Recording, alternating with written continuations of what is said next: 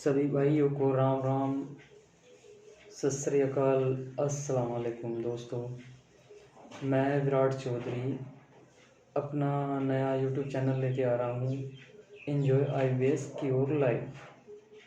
मेरा कहने का मतलब है कि IBS के बाद की ओर होने के बाद अपनी लाइफ का एंजॉय कर सकते हो। ये जो IBS है एक ऐसी बीमारी है, ना तो इंसान इसमें कुछ कर पाता है, ना सोच पाता है, ना खाने का और ना कुछ करने का। देखो, मैं बता दूं इसके बारे में। IBS एक ऐसी बीमारी है, इसमें बहुत सारे सिम्टम्स आते हैं, जैसे कि डायरिया हो गया। और IBS 3 तरीके का होता है: IBS डायरिया, कॉन्स्टिपेशन और आपका हो गया मिक्स।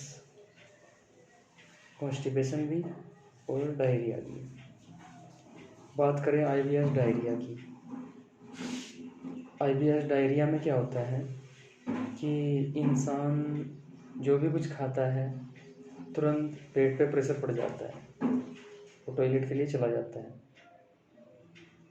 फिर वही उसे लगता है कि मेरा पेट साफ नहीं हुआ, और ऐसे ही बार बार जाता है। और जब ज़्यादा बढ़ जाता है तो कम से कम 4-5 बार, 8-8, 10-10 बार भी जाते हैं, जब इंडाइजेशन की प्रॉब्लम हो जाती है।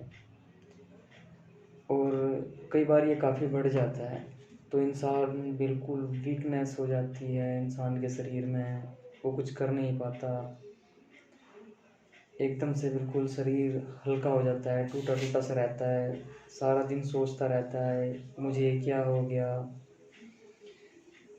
और फिर क्या होता है कि जाता है डॉक्टर के पास, डॉक्टर उसके सारे टेस्ट कराता है, डॉक्टर बोलता है एंडोस्कोपी करानी पड़ेगी। ऊपर से मुंह में से कैमरा डालते हैं, कैमरा डाल के उसमें देखते हैं तो कोई कुछ भी डायग्नोस नहीं होता। और सबसे बड़ी बात यह है कि फिर बोलता है कि कोलोनोस्कोपी करेंगे। कोलोनोस्कोपी करने के बाद फिर उसमें भी कुछ नहीं आता। ब्लड टेस्ट, आपके लिवर फंक्शन टेस्ट, उसमें भी कुछ नहीं आता। कुल मिला के बात यह है, रिजल्ट कितना आता है उसका? 0। लेकिन बीमारी फिर भी है। अब करें तो क्या करें? फिर एलोपैथी, वो दवाई देगा, दवाई जो देता है वो एंटी डिप्रेशन पे डाल देता है। कुछ टाइम तक वे दवाई खाते हैं तो थोड़ा रिलीफ मिलता है। और उसके बाद फिर क्या होता है कि जब वे दवाई छूट जाती है, छोड़ने की कोशिश करता है इंसान, 3-4 महीने बाद उसकी कंडीशन जो है 2 गुनी ख़राब हो जाती है। मतलब पहले से 2 गुना बढ़ जाता है। तो दोस्तों, मैं यही कहूँगा, इसमें ये जो IBS की प्रॉब्लम है, इरिटेबल बाउल सिंड्रोम, इसका पूरा नाम है इरिटेबल बाउल सिंड्रोम। ये क्या है? हमारे ब्रेन से चलती है ये बीमारी, हमारे नर्वस सिस्टम से।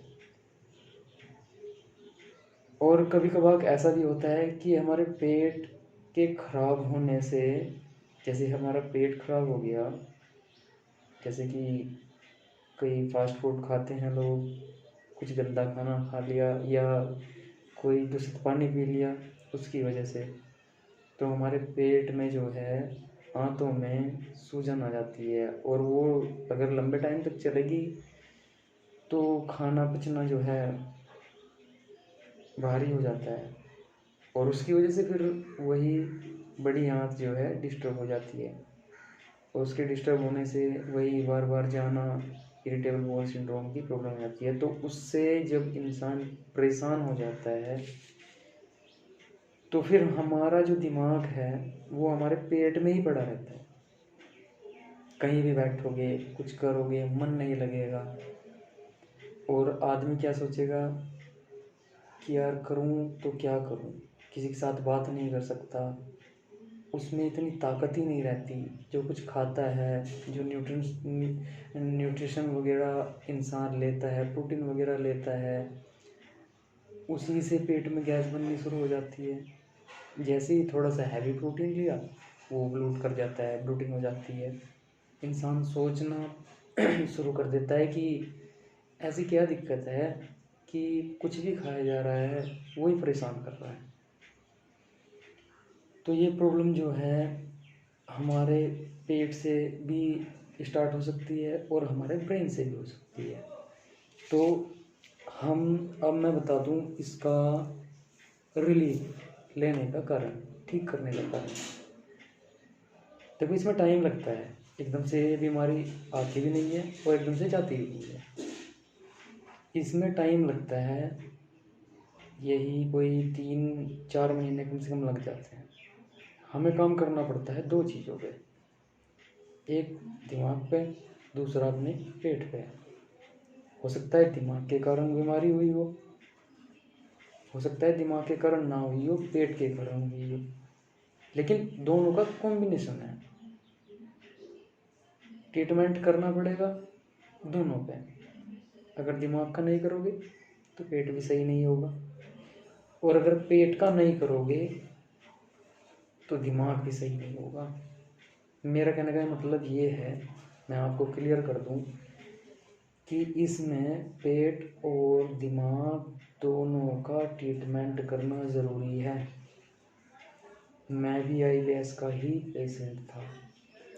अभी 95% बिल्कुल क्योर हो चुका हूँ।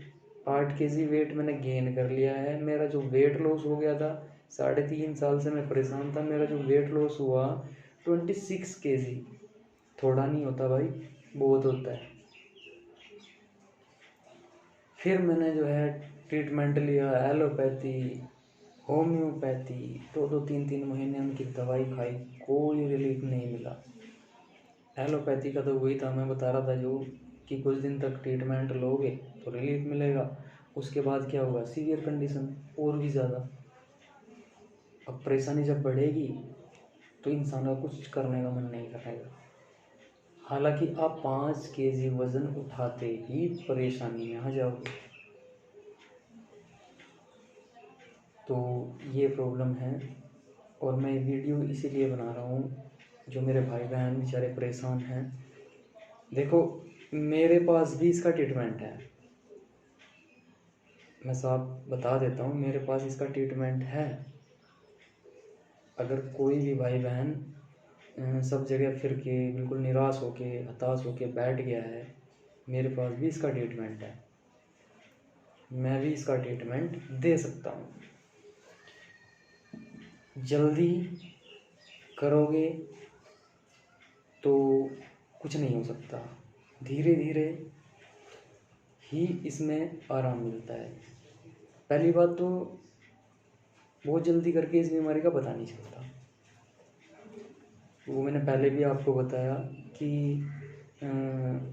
जैसे बीमारी आती है धीरे धीरे करके, ऐसे ही धीरे धीरे करके ये जाती है। तो निश्चिंत रहे दोस्तों, मेरी दुआ है भगवान से, रिक्वेस्ट करता हूँ कि जो जो इस बीमारी से जूझ रहे हैं उन्हें अच्छा रखे, खुश रहें। बाकी अगर कोई ट्रीटमेंट लेना चाहता है तो मैं अपना कॉन्टैक्ट नंबर और कुछ और वीडियो जो इससे रिलेटेड होगी वो डालता रहूँगा अपने चैनल पे। बाकी जो मैं ट्रीटमेंट करूँगा उसका रिज़ल्ट 15 दिन से ही दिखाई देना शुरू हो जाएगा, क्योंकि दोस्तों मैं 3.5 साल तुम्हारा एलोपैथी, होम्योपैथी, एक वो गुरप्रीत सिंह बत्रा के नाम से GSB पैथी, वो भी लेके देख लिया, कोई रिलीफ नहीं मिलता। सबको चाहिए पैसा, और पैसे की ऐंठन में अब चलो मैं मान लेता हूँ कि हम डॉक्टर के पास गए, तो डॉक्टर ने हमें दवाई दे दी 1 महीने, 2 महीने, 3 महीने की। अब GSB पैथी वाले क्या करते हैं, कोई भी जो उनकी वीडियो आएगी कोई ये नहीं कहता कि मैं 100% सही हो चुका हूँ, सब यही कहेंगे कि सर मेरा जो है 90% सही हो गया है।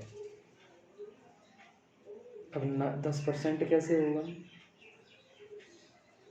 मानो तब जब कोई ये कहे कि 100% सही हो गया। अब देखो, आप लोगों को मैं एक बात बताना चाहूँगा, GSB-पैथी का 60 दिन का ट्रीटमेंट देता है। 60 दिन का ट्रीटमेंट देने के बाद फिर क्या करता है, 16,000 कुछ उसकी फीस है, और उसके बाद 60 दिन के बाद 16,000 फिर दो उसे। और जो उनके काउंसलर हैं, मैंने खुद ट्रीटमेंट लिया, फ़ोन भी नहीं उठाते वो लोग, बहन जी। फ़ोन मिलाते रहो, कोई फ़ायदा नहीं होता। तो दोस्तों, मैं आपसे यही कहना चाहूँगा कि इसका इलाज तुम खुद करो। तरीका मैं बताऊँगा, और अगर मेरे से ट्रीटमेंट लेना है तो मेरे पास कॉल कर सकते हो। कुछ मेडिसिन्स भी है जो इसमें रिलीफ करेगी, बहुत ज़्यादा रिलीफ करेगी, जो आपके माइंड से रिलेटेड है। और कुछ सप्लीमेंट्स हैं जो हमारे पेट पे वर्क करते हैं। और थोड़ा सा खाने पीने का भी थोड़ा परहेज रखना पड़ेगा कुछ दिन के लिए। दोस्तों, मैं जितना परेशान था, मुझे पता है कि इंसान लास्ट में इस बीमारी में आके क्या सोचता है। उसका मन बिल्कुल इस दुनिया से ऐसे उदास हो जाता है, बिल्कुल हताश हो जाता है। तो मैं सभी से रिक्वेस्ट करता हूँ कि आप लोग ऐसा कुछ भी गलत ना करें। देखो, जब तक जान है इंसान को लड़ना चाहिए। और मैं एक बात बता दूँ आपको, एक्सरसाइज हमेशा, जब से मुझे IBS हुआ था तब से ही मैं कंटिन्यू एक्सरसाइज कर रहा हूँ, और पिछले 2 महीने से तो कंटिन्यू कर रहा हूँ। मुझे इतना रिलीफ है कि अब सुबह जाता हूँ, बिल्कुल स्टूल पास सुबह हो जाता है, कोई दिक्कत नहीं है, कोई पेट में पेन नहीं है, कोई ऐसा कोई मतलब कोई वो बोलते हैं ना कि हलचल सी हो रहती है उसमें, वो नहीं है। थोड़ा सा योग प्राणायाम भी इसमें करना पड़ता है, थोड़ा सा खाने पीने का परहेज करना पड़ता है। ये नहीं कि लाइफ टाइम आप बिल्कुल निकल जाओगे, क्योर हो जाओगे, कुछ नहीं है ये बीमारी। अगर इसको समझा जाए तो कुछ नहीं है। तो दोस्तों, मेरे नए चैनल को जो है सब्सक्राइब करें, और आपके लिए ऐसी ऐसी वीडियो डालूँगा कि आपकी भी नॉलेज बढ़ेगी। जैसे मैंने 3 साल में नॉलेज ही नॉलेज बढ़ाई है, और अपना ट्रीटमेंट खुद से ही किया है। तो मैं आपको बोल दूँ कि मेरा चैनल जो है सब्सक्राइब करें और शेयर करें। धन्यवाद।